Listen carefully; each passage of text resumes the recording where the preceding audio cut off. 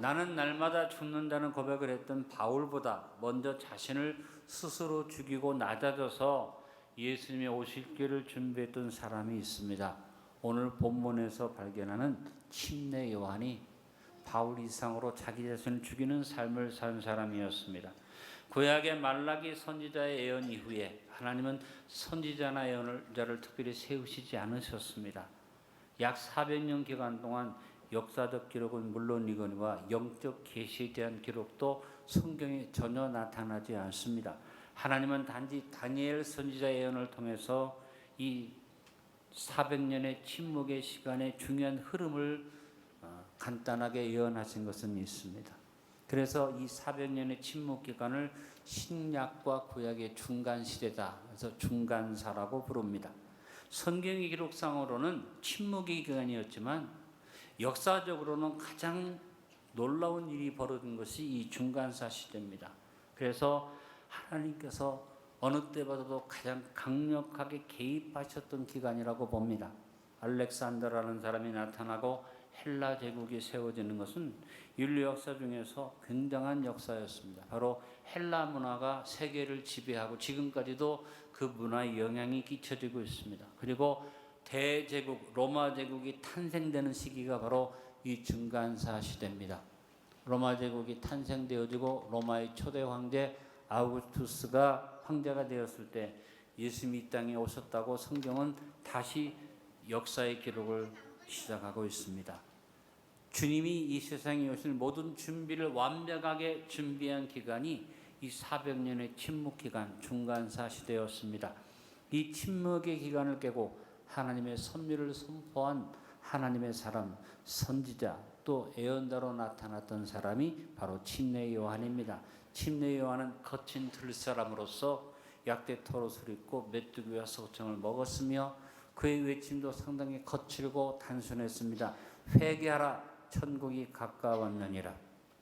유대 광야를 가보면 알지만 여러분 상당히 그 유대 광야가 먼 곳에 있습니다. 도심으로부터 멀리 떨어져 있는데 그곳에 요한이 홀로 서서 외칠 때에 요즘처럼 매스컴이 발달한 것도 아니고 무슨 전달사항이 있는 것도 아닌데 그는 홀로 서서 외쳤는데 기이하게도 사람들이 구름대처럼 광야로 나가서 요단강가에서 그에게 정결례를 받고 침례를 받았다는 것입니다. 침례 요한에 대해서 사복음서는 동일하게 말하고 있습니다.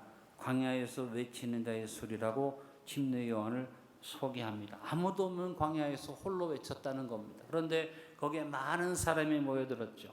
마태복음 3장 3절에, 마가복음 1장 3절에, 누가복음 3장 4절에, 요한복음 1장 23절에 요한을 한마디로 말합니다. 그는 선지자 이사야를 통해 말씀하신 자라 일렀으되 따라하겠습니다. 광야에 외치는 자의 소리가 있어 이르되, 요한을 한마디로 광야에 외치는 자의 소리라고 말했습니다. 너희는 주의 길을 준비하라, 그가 오실 길을 곧게 하라 하였느니라. 침례 요한이 나타나서 한 선포는 자기 자신은 낮추고 죽이는 겸손함으로 예수님을 드러내는 신앙 고백의 외침이었습니다. 우리의 복음 전파 속에도 요한의 신앙 고백과 같은 건강한 신앙 고백이 살아있어야만 할 줄 압니다. 여러분이 구원을 받기 위해서 해야 할 고백이 있죠. 그런 다음에 구원받은 사람이 가져야 할 고백이 또 있습니다. 오늘 우리는 구원받은 성도들로서 같이 목적 진술을 고백했고 예배를 시작하면서 사도신경의 신앙 고백을 했죠. 구원받기 위해서 주는 그리스도시요 살아계신 하나님의 아들이십니다라는 고백을 해야 하고 그 다음 우리가 구원받은 다음에 우리의 고백이 건강하고 아름다워야만 합니다. 오늘 본문에 나타난 요한의 고백이 거듭난 성도의 삶에서 가장 중요한 고백들로 우리에게 주어지고 있습니다. 침례 요한은 마지막 시대에 주님의 다시 오심 재림을 준비하는 성도들의 모형이 됩니다. 우리는 침례 요한의 고백을 가지고 광야와 같은 세상에 복음을 외치는 자의 소리들이 돼야만 합니다. 우리도 나를 스스로 죽이는 겸손한 자세로 나를 구원하신 주님이 다시 오시기를 준비하기 위해서 날마다 나를 죽이는 침례 요한의 고백처럼 사도 바울의 고백처럼 살아있는 고백을 가진 증인들이 됩시다. 먼저 스스로 나를 죽이고 하나님의 절대 주권을 인정하는 고백이 살아있도록 합시다. 아까도 말씀드렸습니다만 침례 요한이 광야에 거친 사람으로 두드러지게 나타날 것도 없는 사람이 단순한 외침으로 회개하라 천국에 가까이 왔다고 외쳤는데 성령께서 함께 하시니까 사방에서 사람들이 구름대같이 모여와서 침례 요한에게 침례를 받았습니다. 마태복음 3장 7절에 보니 많은 바리새인들과 사두개인들도 요한에게 나왔다고 기록하고 있고 누가복음 3장 12절에는 많은 세리들이 그에게 나왔다고 했고 누가복음 3장 14절에는 심지어는 군병들도 요한에게 나와 침례를 받았다고 기록하고 있습니다. 당시에 소문이 얼마나 퍼졌는지 무수한 무리가 그 광야에 그냥 줄을 잇고 요한을 향해서 왔습니다. 아마 침례 요한 자신도 느꼈을 겁니다. 자신이 대단하구나 하고 느꼈을 것입니다. 또 놀라운 그 역사를 보면서 자기 마음속에 내가 그래도 하나님이 쓰는 귀한 사람이라는 마음이 그 안에 없을 수가 없었을 것입니다. 그야말로 유대 역사의 전무후무한 회개운동이 저 거친 유대 광야에서 일어났다는 것입니다. 근데 그것도 잠깐이고 그와 같은 침례 요한에도 향하던 사람들의 그 발걸음이 딱 끊어지면서 예수님께서 침례 요한에게 침례를 받고 난 후에 공생의 사역을 시작하시면서 침례 요한에게 오던 무리들이 예수님께로 일시에 몰려가기 시작합니다. 이런 상황 속에서 침례 요한의 제자들이 속이 상했을 겁니다. 마음이 아팠을 것입니다. 마음속에 시기심도 일어났을 것입니다. 그래서 섭섭한 마음을 가지고 요한에게 말합니다. 선생님을 따라오던 처음 많은 무리들이 하루아침에 선생님이 증언했던 예수라는 사람한테 가고 있습니다. 그럴 때 침례 요한은 담담하게 자기에게 주어진 하나님의 주권적 섭리를 인정하며 고백합니다. 그는 27절에 말합니다. 따라하겠습니다. 만일 하늘에서 주신 바 아니면 사람이 아무것도 받을 수 없느니라. 하나님의 절대 주권을 인정하며 순종하는 믿음의 사람이 침례 요한이었습니다. 여러분 정치적으로도 그렇고 영적으로도 그렇고 정해진 주권, 국민들이 주권에 결정을 하고 주었다면 그 다음에 우리는 그 주권에 대해서 순종하는 것이 나라를 살리는 일이라고 저는 생각합니다. 여러분 강건한 나라, 건강한 나라는 주권의 흔들림이 없어야만 합니다. 그래서 저는 대통령을 좋아하거나 여당을 좋아하는 게 아니라 대한민국의 미래를 위해서 하나님이 세우신 이 나라의 주권이 흔들리지 않기를 기도하고 있습니다. 영적으로 볼 때 강건한 성도와 건강한 교회는 요한처럼 스스로 자신을 낮추고 죽이는 믿음을 가져야만 합니다. 하나님의 절대 주권을 항상 인정해야만 합니다. 하나님의 섭리와 주권 앞에 건강한 신앙 고백을 가졌던 침례 요한과 같은 신앙의 사람들로 서기를 축원드립니다. 우리의 마음속에 시기심도 올라옵니다. 이기심도 올라옵니다. 때로는 마음속에 여러 가지 갈등도 생깁니다. 비교의식이 옵니다. 이럴 때 우리들은 스스로를 죽이면서 건강한 교회와 성도는 서로를 격려해주고 일으켜주는 아름다움이 넘쳐야만 합니다.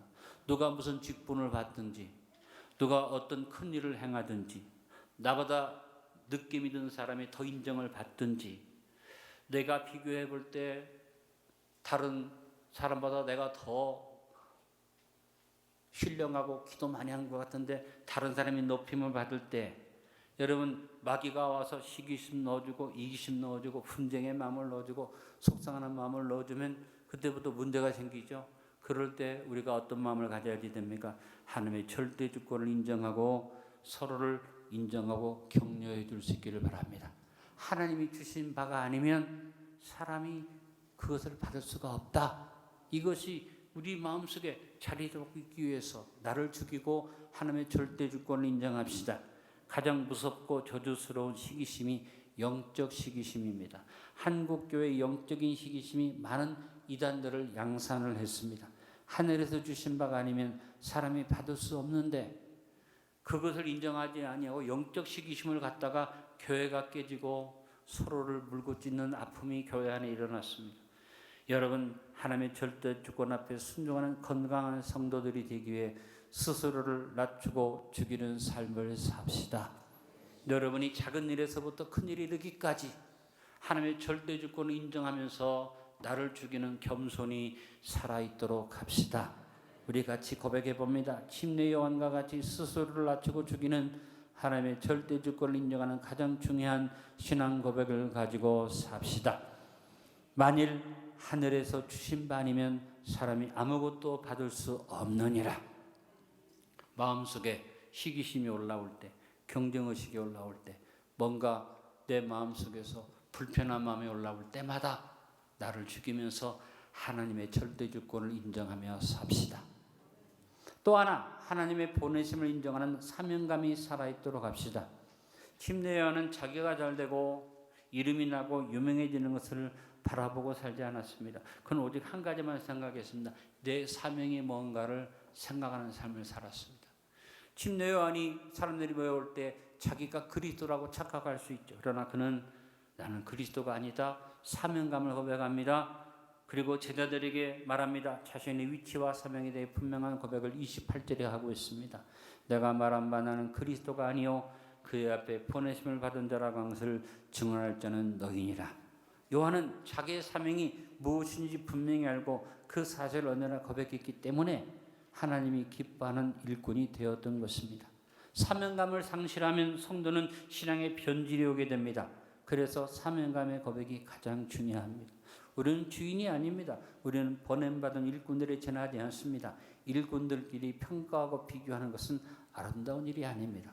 우리는 묵묵히 우리 일을 잘 감당해야 합니다. 빌립보서 2장 3절로 4절의 말씀을 겸손한 마음으로 같이 고백합시다. 아무 일이든지 다툼이나 허용으로 하지 말고 오직 겸손한 마음으로 각각 자기보다 남을 낮게 여기고 각각 자기를 돌볼 뿐더러 또한 각각 다른 사람들의 일을 돌보아 나의 기쁨을 충만하게 하라. 따라합니다. 다툼이나 허용으로 하지 말고 겸손한 마음. 그래서 나는 사명이 있어 보냄받았다는 마음을 가지고 섬기는 자의 마음을 가져야만 할 것이라고 생각합니다. 우리가 하나님 앞에 여러 가지 일을 많이 합니다. 그 중에서도 하나 예를 든다면 헌금 드리는 일을 놓고 생각해 보도 마찬가지입니다. 여기에 무슨 많이 드리고 적게 드리고 없습니다. 각기 자기 분량대로 자기 사명대로 행하면 되는 것입니다. 고린도서 9장 7절에 말합니다. 각각 그 마음에 정한 대로 할 것이요 인색함으로나 억지로 하지 말지니 하나님은 즐겨내는 자를 사랑하시느니라. 다른 사람이 얼마를 드리는가 말할 필요도 없고 다른 사람이 어떤 헌신을 했는가 따질 필요도 없습니다. 여러분에게 사명과 책임을 주신 대로 여러분은 하나님 앞에 받은 바대로 즐겨내고 즐겨 섬기고 즐겨 헌신하고 주님 앞에 즐겨서 충성하는 일꾼들로 서게 되길 바랍니다. 우리는 겸손한 마음으로 보내심 받은 감격을 가지고 살아야만 합니다. 하나님이 인정하시고 맡기시고 보내신 삶을 사는 것이 건강한 삶입니다. 우리 성도들이 좋아하는 성경 구절 가운데 아주 오해가 많이 된 성경 구절이 하나 있습니다. 로마서 8장 28절입니다. 우리가 알거니와 하나님을 사랑하는 자 곧 그의 뜻대로 부르심을 입은 자들에게는 모든 것이 합력하여 선을 이루느니라. 여기에 뭐가 오해되고 있습니까? 사람들이 이 구절을 말할 때마다 합력선을 말합니다. 합력선이 이루어진다. 합력하여 선을 이룬다. 그러나 여러분 오해입니다. 합력선은 이 말씀 구절에서 핵심이 아닙니다. 핵심은 부르심을 입은 자들에게는 하나님이 부르신 것을 알고 사명을 감당하는 자들에게는 이것이 핵심입니다. 사명의식이 없는 사람, 쥐멋대로 살다가 합력선을 말한다고 되는 게 아닙니다. 부르심을 입었다는 겸손을 가지고 하나님 주신 사명을 실천하는 자에게 합력선의 축복이 주어지는 것입니다. 사명의식이 분명한 삶을 삽시다. 요한은 사명감이 분명한 사람이었습니다. 요한은 자기의 정체성을 고백합니다. 따라합니다. 나는 그의 앞에 보내심을 받은 자다. 마음의 사명감을 가진 거죠. 제자들이 그렇게 생각하기를 원했고 다른 사람들에도 그렇게 전해주기를 원했습니다. 나는 아무것도 아닙니다. 나는 드러나지 않아도 좋습니다. 나는 보내심을 받은 자에 지나지 않습니다. 교회를 하다 보면 여러분이 앞장서기도 하고 교회의 중요한 일을 맡아서 앞에 가기도 합니다. 저도 그런 경우를 많이 담임 목사니까 항상 제가 앞에서 대접을 받고 하죠. 근데 항상 마음속에 제가 생각할 게 뭐냐면 나는 그리스도가 아니다. 나는 칭송받은 주인공이 아니다. 나는 보내심을 받은 자다. 우리 안디옥 교회도 하나님께 사명을 받은 사람들이 모인 교회를 이룹시다. 하나님이 우리 안디옥 교회에 주신 사명을 감당하는 바로 주님의 재림 앞에 번냄을 맡은 교회가 됩시다. 따라합니다. 우리 안디옥 교회는 주님 재림 앞에 번냄을 맡은 교회입니다. 같이 한번 고백해 봅니다. 가장 중요한 스스로를 낮추고 죽이는 사명감의 신앙 고백을 잊지 않는 성도들이 됩시다. 나는 예수 그리스도의 재림 앞에 보내심을 받은 자입니다. 또 하나 영적 기쁨이 충만하게 넘치는 삶을 삽시다. 요한은 자신의 육신적인 안락한 삶이나 화려한 즐기는 삶을 포기하고 광야에 나가서 자신을 스스로 죽이고 영적 기쁨을 따라 살았습니다. 여러분, 사람들을 보면 대부분 어떤 자리에 올라갈 때, 영웅이 될 때 그 되는 과정의 길은 굉장히 험하고 힘들기도 합니다. 근데 되고 난 다음에 두 가지 사람이 나타납니다. 좀 높은 데에 올라가고 잘 되면 그 다음부터 좋은 집 사고 좋은 차 사고 누리고 살려고 하는 변질이 오는 사람. 근데 어떤 사람은 변함이 없이 꾸준히 섬기는 삶을 사는 사람이 있습니다. 우리는 항상 조심해야 됩니다. 우리의 기쁨이 어디에 있는가? 우리의 기쁨이 내가 누리고 내가 잘되고 내가 어떤 것을 성취하는 데 두면 그때부터 우리는 변질이 됩니다. 마태복음 3장 4절에 요한을 말합니다. 낙타토로를 입었고 허리에 가죽띠를 띠고 음식은 메뚜기의 석청이었더라. 그가 많은 사람이 모여오고 사람들이 와서 그를 높일 때 비단옷을 입기 시작하고 고기를 먹기 시작하고 그래서 좋은 곳에 집을 짓고 그런 삶을 살지 않았고 그는 유명해지고 칭찬받고 더 높아질 때도 여전히 메뚜기와 석청을 먹고 낙타털옷을 입고 허리에 가죽띠를 띠고 살았다. 예수님이 나타나셔서 모든 사람들의 관심이 자기를 떠나 예수님을 향할 때 인간적으로 보면 서글프기도 하고 서운할 수도 있지만 그에게는 충만한 영적 기쁨이 있어서 그는 고백합니다. 29절에 신랑 친구의 기쁨이 있다고 고백합니다. 신부를 취하는 자는 신랑이나 서서 신랑의 음성을 듣는 친구가 크게 기뻐하나니 나는 이러한 기쁨으로 충만하였노라. 요즘 우리가 결혼하는 그런 결혼식의 신랑 친구를 생각하면 이 말이 이해가 안 됩니다. 유대인들의 결혼식이 있어서 신랑 신부만큼 중요한 사람이 연회장입니다. 신랑 친구가 연회장을 맡습니다. 신랑이 제일 절친한 친구가 잔치의 연회장을 맡습니다. 이 연회장은 뭐 이름을 나타내는 것도 아니고 자기를 드러내는 것도 아니고 연회를 준비하고 신랑 신부로 해서 꾸미는데 돈이 모자라면 자기 돈을 털어놓습니다. 나중에 자기 돈을 변상받겠다고 하지도 않습니다. 그래서 신랑 친구를 세울 때 신중하게 세웁니다. 결혼식을 잘못하면 망치죠. 돈 없다고 제대로 준비하지 못하면 결혼식이 망쳐지는데 신랑이 신랑 친구를 잘 선택하면 이 신랑 친구는 희생적으로 결혼식을 준비하죠. 다른 사람들이 막 즐겁게 웃고 떠들 때도 신랑 친구는 신랑과 신부에 관심을 두고 결혼식이 무르익어 갈 때 조용히 다른 사람들이 눈치 못 채게 신부를 데려다가 꾸며놓은 신방에다가 모셔놓고 그 다음 신랑이 즐기고 있을 때 조용히 가서 여보게 이제는 자네가 신방에 들 시간이 됐네. 그래서 신랑을 데리고 가서 신랑이 들어가서 신부를 만나서 즐거운 마음으로 얘기를 나눌 때 금성을 들으면서 신랑 친구는 크게 기뻐하는 겁니다. 야, 우리 친구가 결혼을 했구나. 좋은 신부를 만났구나. 이것이 신랑 친구의 기쁨이라는 겁니다. 침례 요한은 많은 사람을 예수님 앞으로 인도하고 신랑 되신 예수님을 만나게 하고 그래서 사람들이 주님을 만나서 기뻐하는 것을 보면서 자기의 존재는 없고 자기의 수고는 없고 자기의 어떤 공적은 드러나지 않아도 기쁨이 충만했다. 결혼식이 잘 되면 사람들은 칭찬합니다. 신랑이 결혼식을 준비를 잘했네. 이 집이 참 결혼식을 준비를 잘했어. 거기에 연회장을 칭찬하는 사람은 아무도 없으나 진정한 친구는 자기를 칭찬하지 않아도 기쁨으로 넘친다는 겁니다. 2023년의 남은 날 동안 우리 안디옥 교회의 이 영적 기쁨이 충만하기를 결단합시다. 건강한 교회는 스스로의 기쁨을 죽이고 신랑 친구의 기쁨으로 충만하게 넘치는 교회입니다. 내가 인정받고 내가 칭찬받고 내가 드러나는 것 아니라 나는 존재도 없지만 예수님이 드러나고 교회가 살아나고 부흥될 때 그것을 바라보는 기쁨, 순수한 기쁨이 저와 여러분이 있기를 간절히 바랍니다. 같이 한번 고백해 봅니다. 그래서 가장 중요한 신앙 고백을 잊지 않는 성도들이 됩시다. 신부를 취하는 데는 신랑이나 서서 신랑의 음성을 듣는 친구가 크게 기뻐하니 나는 이러한 기쁨으로 충만하였노라. 바로 영적인 기쁨, 이 기쁨으로 충만하고 내가 죽어져서 내 기쁨을 추구하지 않는 삶을 누리며 삽시다. 마지막으로 스스로를 죽이는 고백으로 날마다 나를 죽이며 삽시다. 침례 요한은 자신의 사명과 기쁨을 고백하면서 너무나도 귀하고 아름다운 마지막 고백을 우리에게 가르쳐 줍니다. 저는 우리 안디옥교회 모든 성도들이 이 고백을 가지고 2023년의 남은 날들을 살기를 바랍니다.